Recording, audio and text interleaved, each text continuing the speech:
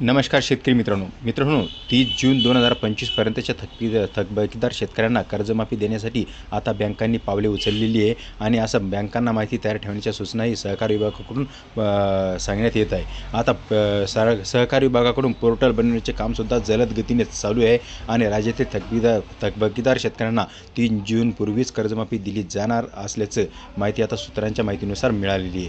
राज्यातील 1,33,44,209 शेतकऱ्यांना बँकांनी 3.25 लाख कोटीचे कर्ज वाटप केले। त्यातील 24,73,566 शेतकऱ्यांनी त्यांच्याकडील 35,477 कोटी रुपयाचे कर्ज मुदतीत भरलेच नाही। त्यामुळे तेवढे शेतकरी आता थकबाकीदार झालेले आहे।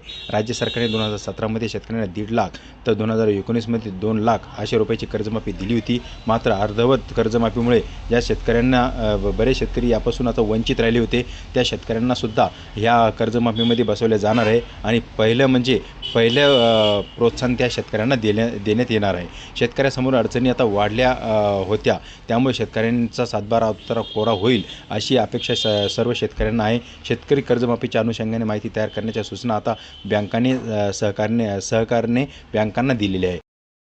मित्रांनो, अशा शासनाच्या विविध योजनेच्या माहितीसाठी तसेच पशुसंवर्धन विषयक माहितीसाठी माहिती बॉक्स या यूट्यूब चॅनलला सबस्क्राईब करा, लाईक करा आणि इतर शेतकऱ्यांना ही माहिती शेअर करा। धन्यवाद।